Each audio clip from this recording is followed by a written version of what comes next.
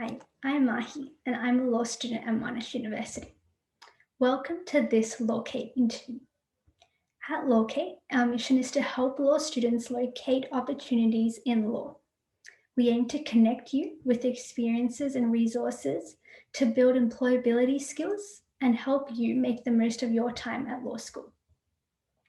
In this series, we are interviewing professionals, graduates, and final year student leaders to understand how they develop the skills to help them in their career journeys. We hope that this will inspire you and open your eyes to the diverse range of opportunities available. I am very pleased to introduce our guest for this week. Soph is a fourth year Commerce Law student at Monash University. She's the outgoing 2020 Law Students Society President and the Secretary and Treasurer of a not-for-profit organisation called Regional Education Support Network, or RESN. Soph's personal drive to excel and her passion for improving student experiences is extremely admirable and inspirational. Amongst doing many other things, Soph currently works as a paralegal at a commercial firm. In this episode, Soph discussed her involvement with the LSS and RESN and the skills and virtues she built along the way. Soph highlighted the benefits of seeking out both legal and non-legal opportunities for better equipping ourselves with useful and transferable skills. Soph highlights the importance of resilience and communication as vital skills she has learned at law school thus far. Hi, Soph. Hello, how's it going? Good, good. Welcome to Lawcate. Thank you. Thank you for having me. Nice to have you here. So we have 3 icebreaker questions that we've been asking our other interviewees. So with the first one, when you were a child, what did you want to be when you grew up? Oh my goodness. The first answer that comes to mind is astronaut, but I don't think I was the type of kid I think I had commitment issues when it came to careers as a child. Yep. I think I stuck with that for potentially the longest, but I couldn't tell you what the other ones were. There were plenty though. Yeah. No, astronaut's good. Second question, if you could describe yourself now at law school in 3 words, what would they be? Stressed. Wait. Want it over. Nice. And then following on, why did you choose to study law? Oh, I reckon that's beyond an icebreaker question. It's a big one. In short, it was basically because my strengths were in humanities skill sets. So analytics, writing, etc. So I decided to take a chance on law. Yeah. No, I think that's most of us. Most people, right? Yeah. Yeah, no. So you were the 2020 LSS President, which is exciting, and you clearly did an amazing job. Oh, thank you. At it. How did you get involved with the LSS at Monash? Yeah, so that's a long question because I've been involved with the LSS since basically the inception of my law school experience. Obviously, in first year, there aren't a whole lot of avenues to get involved with, but I did become a deputy peer mentor coordinator that year. Really enjoyed the program, really enjoyed doing the coordinator role. And so the next year after that, I moved into the peer mentor coordinator role, which is actually a committee position. Did a lot of work with the university in terms of piloting the university-wide rollout of basically a peer mentor program across all of the faculties, which is, as I'm sure you can imagine, a really mammoth undertaking that they were really committed to. Yeah, so that was a lot of work. And then I found myself in the role of president this year, and that's more or less the long and short of my involvement with the LSS. Yeah. What do you think has been, I guess, some of the challenges you faced in your role this year? Oh my goodness, where do I even begin? Yeah. I mean, I don't want to harp on too much about the negatives, but I think we were very transparent this year about the challenges that we were facing and I guess kind of the hard parts. It goes without saying that it was a very different LSS this year because of the pandemic, and the nature of just not being either on campus or able to attend events off campus even. And then the exam situation, which was a lot of weeks of all hands on deck work, basically. Yeah, Yeah. I would say those were our two kind of big challenges for the year. Yeah, and personally for you, like in the role of president and I guess representing Monash law to other unis or other bodies, did you find that part of it challenging, or was it just something that you were able to like work on? It was definitely a kind of learning curve type experience. It wasn't lost on me how significant and I guess how large and prominent the organization was before stepping into the role, but it was sometimes more than I expected. I remember the Dean's Gala. It was about a couple of weeks after I found out about my appointment into the role. And I rocked up and I was having a suss of like what the table, what's it called? Like the guest list with like Yeah. everyone's names at each table. And I found my name, and like on one side was like the Honorable Justice Weinberg. And then on the other end, it was like Justice Edelman. And I was like, wow, Wow. I'm so out of my depth right now. Yeah. So yeah, it's certainly been a learning curve, but it's an institution to be proud of, the Monash LSS, and you know we're often upheld as kind of best practice amongst student societies and law student societies. So in a way that makes the job significantly easier from a representative perspective. But yeah, there's been a lot to learn. That's for sure. Yeah, definitely. What was what was the best part of your role? If Oh, there was a best part. so many good parts of the role. For all of the bad parts, there were like 50 good parts. It's a huge family, obviously. Like it's a really Mm, big committee. And I think I've just really enjoyed having such a big support network around me in the form of everyone who is a part of the committee. So, you know, I can't thank everyone who's on there enough. Getting closer to my executive, mm. um, you know, our secretary, Lucy Nadge, deserves the biggest shout out ever. She absolutely kept the organization afloat. Like she's just incredible. I don't even have words for it. And I think the other best part, I guess, of what we did this year was, I think, in a way, growing closer to the student body, really reinforcing the commitment to being representative of our member base, and doing that kind of tough advocacy work, even when it means kind of upsetting some of our other stakeholders.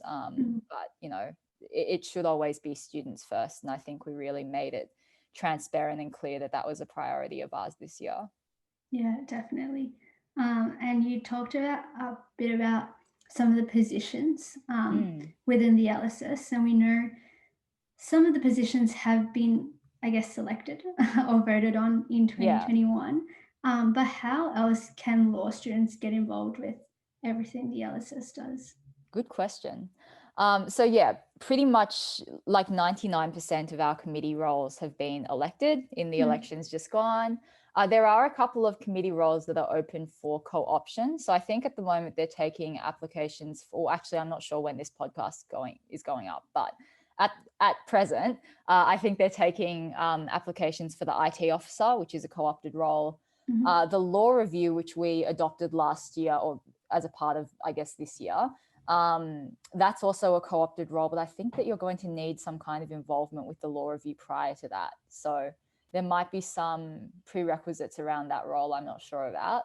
But certainly I think the best way to get involved is doing stuff that's more in a subcommittee capacity. So there's subcommittees in almost every portfolio for almost every publication. There's the activities subcommittee, you know, peer mentor, the deputies for peer mentoring, even being a mentor in the peer mentoring program is a really great way to kind of get involved and I guess be a bit more hands-on with the LSS itself. So all great ways to get involved, I think. And then obviously as a first year student coming into a 2021 enrollment, being an active mentee and just keeping your eyes and ears open for those opportunities.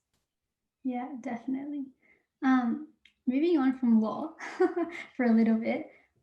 A nice break. Yeah, RESN is something you and some of your friends started, and I'm very A glad part of it, to be a yeah. part of it this year, which is really exciting. Can you tell our audience a little bit about RESN and your involvement? Okay. I mean, it's another big question, Yeah. really. RESN is basically a not-for-profit organization that myself and a couple of my friends, or a few of my friends, have been running since 2018. And basically, our goal is to provide an educational network to regional and rural students in the form generally of tutoring, but also all kinds of different academic support. And generally raise the aspirations and kind of help out. It was born out of some of our co-founders ending up at ANU. And obviously around ANU, you've got a lot of kind of bridging areas between the Victoria and New South Wales border. So like Albury, Wodonga, etc. And you meet a lot of country students and a lot of regional rural students that they were meeting were talking about how the lack of access to tutoring, high quality tutoring, because a lot of students that end up pursuing higher tertiary education at university move out of those smaller country towns and into the big smoke.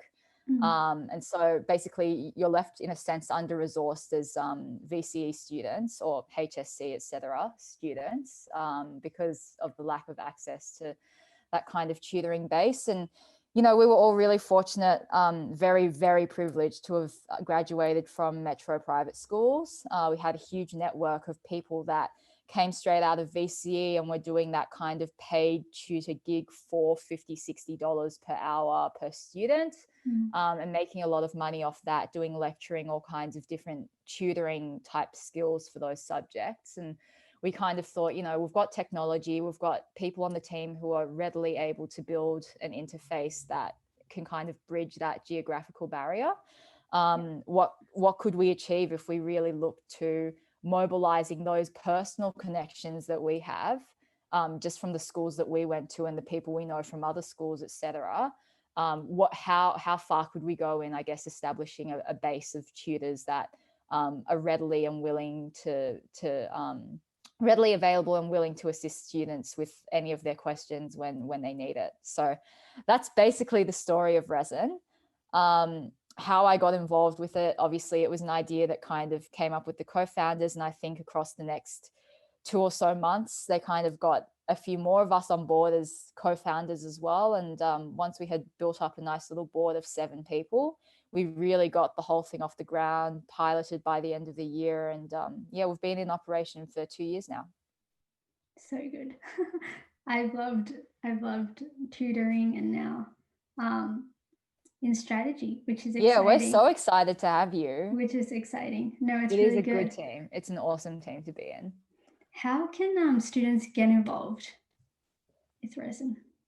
Oh, good question. Well, I think that a lot of our tutors that we have are like med or law students, just by way of, I guess, that 8R requirement, getting into those degrees. So having a few good subjects under the belt that they're comfortable tutoring in.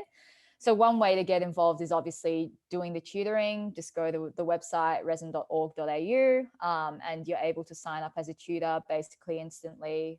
We'll approve you on the back end, and then you can get answering questions pretty much immediately. And there are other opportunities that come with that kind of, I guess we've kind of built up a commitment with that tutoring. So people who have been tutoring with us for a long time are kind of now moving on to more lecture style workshops with students, live or not live, like pre-recorded, etc. So there's different opportunities on that front. And then obviously, like yourself, Mahi, there's also the opportunity to get involved with the team itself. So building RESN and continually expanding our operations across basically the rest of the country at the moment, which is on the horizon, very exciting. And we basically are planning to do a recruitment drive for those kinds of positions effectively every 3 months. So if students are interested, I would say have a look at our social media. We're on LinkedIn, we have a Facebook page, we're on Instagram, and we're always kind of pushing out announcements about when those positions become available. So yeah, check it out. Keep an eye out. RESN is not, I guess, law related entirely. What do you think are the benefits of students getting involved with non-legal, volunteer, or even paid opportunities? Oh my goodness, there are so many of them. There are seriously so many of them. Being in a law degree is great, and being able to gain legal experience is great, but it can be really tough to kind of get your foot into a door, get your foot in the door of an industry like that. But it's also very conducive to those kind of transferable skills that you can obtain from experience in different sectors, industries, etc. I think another benefit as well is that a lot of students aren't like we mentioned before, a lot of students come into the law degree not necessarily explicitly wanting to pursue law as an end game. And I think that getting that kind of involvement with different organizations, again, different industries outside of the legal industry, can be really positive for a lot of people in terms of broadening their horizon. It isn't necessarily the case that everyone wants to go into a grad role at a big six firm and be working like, 18 hours a day, etc. And so people do need to kind of keep a lookout for the industries and the types of careers that are going to be more conducive to their lifestyle and what they want for themselves in the end. And so I think volunteer and paid positions outside of the legal industry are fantastic for that. But all of these experiences, anything that you can get your hands on is worth its weight in gold. I can guarantee you that even if your end game is purely legal, doing anything outside of the legal industry shows that you're somebody who's well-rounded, shows that you have interests beyond just your career. And yeah, generally just fantastic experience. Yeah, no, definitely. I guess coming back to you and the law, Yes. are you currently working in the legal industry? I am. I'm working in the legal industry. Yeah. I'm really lucky. I have a really fantastic gig. And I'm really enjoying the work that I do. But again, I know that that's really hard to come by. So no pressure. Yeah, and I guess when were you able to gain your first kind of practical legal experience or the job you have right now? So this is my second job, I guess, in the legal industry. Mhm. And my first one I started a couple of years ago. I think I was in second year of my degree. So I started relatively early. I mean, I know people who started in their first year. I know a fair few who started in their second year, but I think most people really kind of committed to doing paralegaling experience from about third year onwards. So it's really no rush. I mean, I even know now in the fourth year of my degree, people who just haven't really, I guess, put their foot on the gas in terms of seeking out those opportunities yet. And that's so fine. But I was in second year and I was working at a boutique family law firm.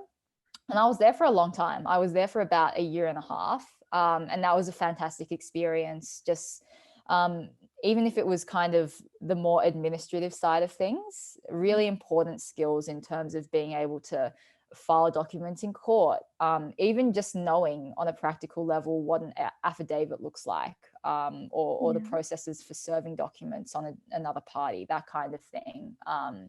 Really valuable experiences. And now I've kind of moved on to a corporate job where I'm working at a firm that does a lot of litigation type work, and working across a few different teams there, which has been really fascinating. So that's kind of my experience at the moment. No, that's really good. And what's something that surprised you about, I guess, working in the family law firm and now commercial? Something that surprised me. Oh, man, I'm struggling to come up with something. I'm sure that there were so many. I'm so sure. Oh, you know what did surprise me? The fact that everyone just gets free coffee. That threw me. That's rocked a up good to my first. incentive. I know. I wasn't expecting it. I just rocked up to my first day of work, and they would they'd throw away money on coffee like it was nothing. Like coffee was a commodity. So something to look forward to anyone who hasn't yet entered the legal industry, you will never want for coffee. That's for sure. I guess just with the areas of law, had you studied those areas of law before you started working there, or was it completely new? Well, at the family law firm, it was basically completely new.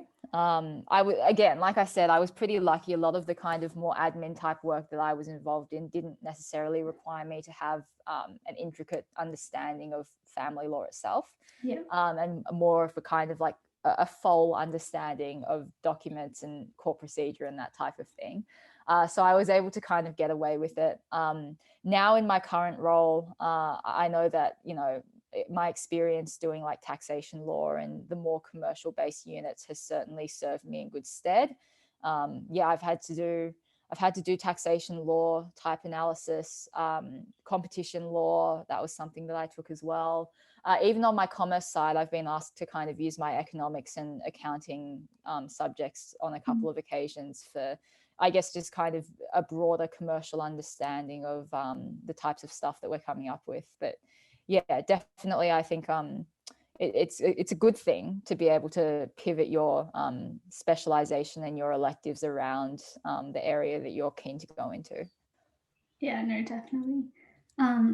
I guess since first year, you've always been involved either in the LSS or really seeking those practical legal, I guess, opportunities.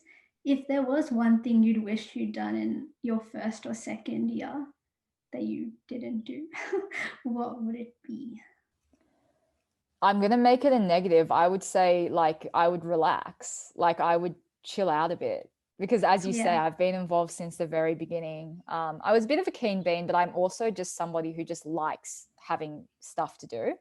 And keeping myself busy. And I've always been that way. And coming out of VC, I was kind of like, I don't even know what to do with myself. Like, as soon as uni comes around, I'm going to have to find a bunch of co-curriculars to throw myself into. So that suited me relatively well, but that didn't mean that it didn't come without internal pressure and a lot of stress. Yeah. The reality is it's a long degree, especially those of us who are in the long haul with a double degree. Even in a single degree, though, it's a long degree. It's longer than most. It's plenty of time to find your feet.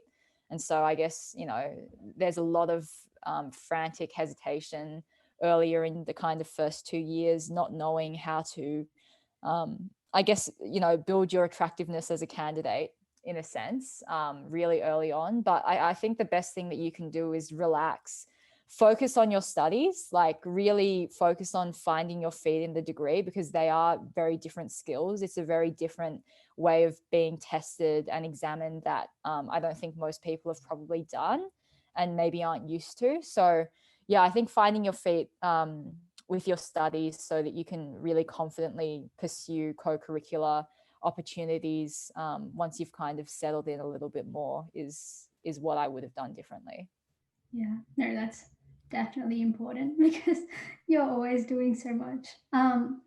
In your 4 years of law school so far, what are some of the lessons you've learned? You kind of touched on this a bit before, I think.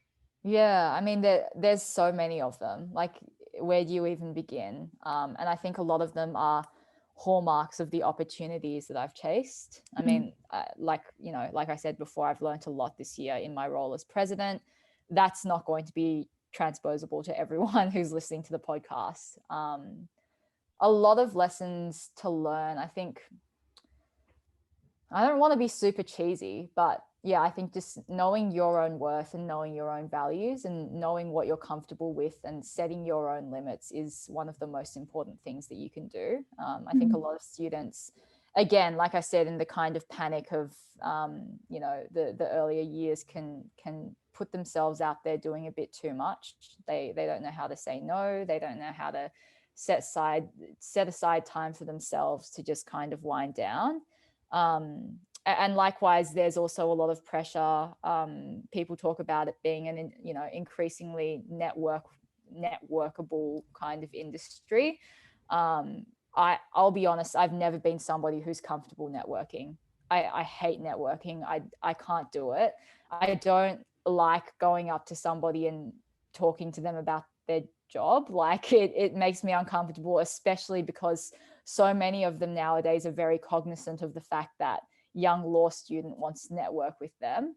It's a me thing. It's a me problem, because I think that networking's awesome. But yeah, I think just setting your own boundaries and doing what you're comfortable with, it's all going to work out in the end. People find their ways around. People find ways around challenges and things that they don't find as comfortable. And in the end, I think, yeah, everyone ends up hopefully where they're meant to be. Yeah, that's the goal. Yeah, fingers crossed. Exactly. If you could identify maybe 2 skills that you think are the most important at law school from your experiences. Ooh. So either like study wise or it's like seeking out those opportunities. Yeah, I think one of them's more, I think of it more as a virtue than a skill, but it's something that I think can be practiced. And it's something that actually kind of spurred the whole university-wide rollout of the peer mentor program. Basically, the MSA did a report or an inquiry into the resilience of students, and whether there was a correlation between increased levels of resilience within students and the mentoring opportunities that they had been offered in their earlier years as students. And obviously the correlation was really strong. So I have no doubt that I think resilience is 100% one of them. I think that people really come together, and we see it the most in groups like Monash Law, etc. People come together when people have been beaten down, and there's someone there to offer them a hand and say, hey, I've been through the same thing, back yourself, pick yourself up off the ground. It's going to get better. Like, there are ways around this. These are your ways around this type of thing. I think that is definitely something that's clear to see is important in the degree, because there are so many things that people get beat down about. There are so many things that are going to beat you down, especially in such a grueling degree. So being able to kind of bounce back from that, I think, is absolutely invaluable. Another one I think communication is probably the other one. And that sounds really broad, but I guess it's applicable to all kinds of different contexts. I mean, obviously you need to be able to be personable and presentable and approachable and all these kinds of things. But, it also kind of depends on the context that you're applying yourself in. A lot of the times firms, especially the really kind of everyday person facing client ones. So for example, family law, where you're not dealing with a highly sophisticated client with an in-house counsel that has a law degree. A really important skill there is being able to, I guess, explain the law in a way that's easy to understand for somebody that maybe doesn't have those skills and hasn't spent 5 years honing their ability to, interpret legislation. So yeah, I think communication, definitely one of them, resilience, the other one. Those would be my big two. Nice. How do you stay up to date with what's going on in the legal industry? Are you a podcast person or I'm a news person. I would say, if there are good legal podcasts around, I would be so down to listen to those. But I haven't really kind of forayed into that area of podcasting yet. No, I'm an old-fashioned newspaper type.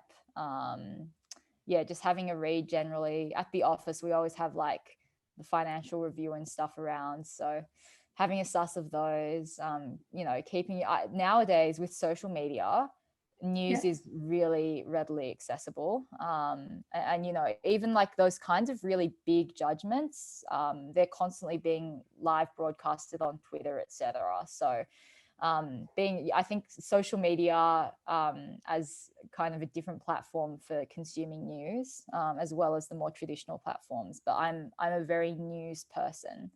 But then again, I guess as well, working at a firm, you hear a lot of this kind of stuff going around as well. And especially in paralegal work, you're always like looking into kind of the deeper details around everything that's going on in the legal industry. So it's a good position to be in, I suppose, for keeping on top of things. Yeah, that's really good. I guess looking to the future, what do you see as some of the challenges in the legal industry? Interesting question. Have you come across I I guess have. challenges within your own like firm now or Not generally? so much from within the firm that I'm in now, but just general observation, I guess. I think the first one, easy answer, AI. Yeah, I think that's really easy one. Like, yeah, obviously, kind of looking to the future of what technology can do. The nature of litigation and I guess court proceedings in Australia is that they're very labor intensive. And even the way that we've had to move to kind of online, like Zoom hearings, etc., really shows how much we rely on the physical presence of counsel and the parties and that type of thing in proceedings. yeah, And I think that I can't imagine coming out of this pandemic and it not being a really heavy focus for legal tech organizations to be looking at ways to kind of rectify that, because you just don't see that level of involvement in litigation worldwide, not like you do in Australia, and a couple of other Commonwealth jurisdictions. And I think the other one would be the other one actually is an interesting one is I think the rise of the big four, the big four kind of developing their own. They've always had in-house teams, and yeah, I think they've always taken people on for legal roles, but really involving themselves now in the clerkship process. We've got PwC law, there's KPMG law, and I'm sure that EY and Deloitte and etc. are not going to be far behind either. So the big four involving themselves more both in the clerkship process is great for students because it provides I guess a more competitive kind of more clerkship offers for students and more organizations to kind of look into. But for firms themselves in terms of clientele, etc., I think it's going to be an interesting space to look out for, because you can imagine a lot of those really big clients wanting to keep as much of that kind of operation within the same organization as possible. yeah, And if you've got one team in one of the big four doing all of your auditing and all of your accounting and all your finances and etc., and you can also get basically a top tier level legal experience as well, then I think that that's definitely going to be a bit of a spanner in the works for traditional business development for firms. yeah, definitely. Those are some really good insights. So next year you'll go into your 5th year I will. of law. Do you have anything planned for next year or anything in your career specifically? Um, What's next for you, I guess? Look, I think I'm taking a real back seat on the kind of co-curricular type of things. I Yeah. want to show my face a whole lot less at university now. I want to hide. I'll keep working in my job. I love the firm I'm at. I love the work that I do. And next year, I mean, it is my clerkship year. Whether that's something I'm going to pursue or not remains to be seen, but I guess we'll see, because it is going to be a really big year for a lot of my friends as well, going into their clerkship year as well. But I think it is an opportune time to kind of take a little bit of a break after what has been a super busy year and recalibrate myself. And being able to kind of offload LSS responsibilities means that I can pick up a bit more in terms of my study and my work and RESN as well, and anything else that I kind of want to be involved in. So I think just taking, if you don't mind me saying so myself, a well-deserved break is on the horizon Definitely. for me. Definitely. So well deserved. Thank you. Thank you so much for taking the time out today to speak with me and Of course. our Thank you for Lawcate having me. audience. And you've given so many good insights and tips and information that I'm sure we'll all take on board. So thank Oh, I you so hope so. much. No, thank you guys so much for having me. I love what you guys are doing with Lawcate, and yeah, I'm really excited to see you guys continue to develop into next year. It's going to be awesome. Thanks, sir. All right, beautiful. Thanks, Mahi. Bye. Thank you for tuning into this Lawcate interview. Something that stood out to me from my interview with Soph was the emphasis she placed on the peer mentoring program and mentoring in general. Being both a mentor and a mentee is vital within and outside university life, and it is admiring to see her passion and drive in seeking to ensure that mentoring is something that everyone can get involved in. Through this, we learn the vital skills of resilience and communication, which Soph had touched on earlier as well. Don't forget to hit that like button, subscribe, turn the notification bell on, and connect with us on our socials to stay up to date with opportunities in the law. If you are a legal professional, graduate, or law student with experiences to share, we would love to hear from you.